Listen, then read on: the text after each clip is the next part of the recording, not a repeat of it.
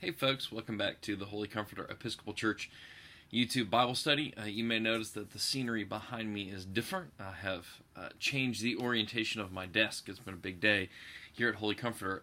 The bishop is coming this Sunday, so I started cleaning my office because that's what you do when the bishop comes, and I got a little carried away. So here we are.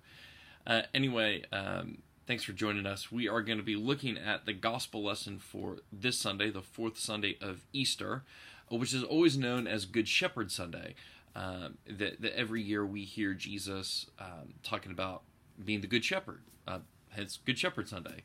And this Sunday we'll also read Psalm 23, which is one of probably the most popular psalm out there, oftentimes read at funerals and other hardships. So just kind of have that in mind, thinking about shepherds, about sheep, about all that. Now, we're going to read from the Gospel of John, chapter 10, verses 11 through 18.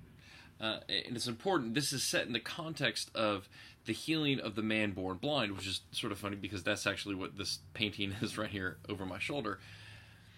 That Jesus has healed the man born blind, and the Pharisees and some of the other leaders in Jerusalem are sort of like, whoa, what's going on? Then Jesus is kind of telling them, like, well, you're spiritually blind, is the sort of whole setup for this. And I think then Jesus is sort of subtly critiquing the leaders of the day, saying, y'all aren't the good shepherds, I'm the good shepherd, so here it is. And I should say, that's not a condemnation. I want to be very clear about this. That's not a condemnation upon all of Judaism. It's important to remember that when Jesus or John the Baptist critique folks, that is set in a very specific time and location. Just as, throughout books of the Old Testament, Isaiah, Ezekiel, Jeremiah, there are critiques of their own people. And we have to remember those aren't critiques of those of Jews for all time. It's just a critique of the leaders of that particular time. So anyway, let's go. Jesus says, I am the good shepherd. The good shepherd lays down his life for the sheep. The hired hand, who is not the shepherd and does not own the sheep, sees the wolf coming and leaves the sheep and runs away, and the wolf snatches them and scatters them. The hired hand runs away because the hired hand does not care for the sheep. I am the good shepherd. I know my own, and my own know me, just as the Father knows me, and I know the Father. And I lay down my life for the sheep. I have other sheep that do not belong to this fold. I must bring them also, and they will listen to my voice. So there will be one flock, one shepherd. For this reason the Father loves me, because I lay down my life in order to take it up again. No one takes it from me, but I lay it down of my own accord. I have power to lay it down, and I have power to take it up again. I have received this command from my Father. Oh my gosh, what a rich passage. It's just got so much going on. This whole bit about the hired hand, it really reminds me throughout St. Paul and throughout the Old Testament, there is always a critique of those who run after the false gods. And this is the kind of sense that we're getting here with the hired hands, is that, why would you follow the hired hand? Why would you follow the false god?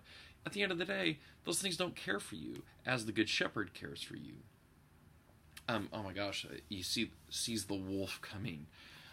I remember when I was a chaplain at Children's Hospital in Dallas, we would oftentimes use this passage in Godly Play, which is a sort of Montessori-based way to explore the scriptures. We would use this in this particular passage with kids who had been through traumatic events. And oh my gosh, you ask somebody who the hired hand is or who the wolf is, and some of those kids, like, man, I mean, their answers were true. I remember one kid saying, I asked, like, who's the wolf? And they said, the gun that shot me. And man, that's just like, that's always stuck with me. And that hit me right in my heart. And that's something that I always think about. And that kid, I always think about that kid on Good Shepherd Sunday when we come up against this.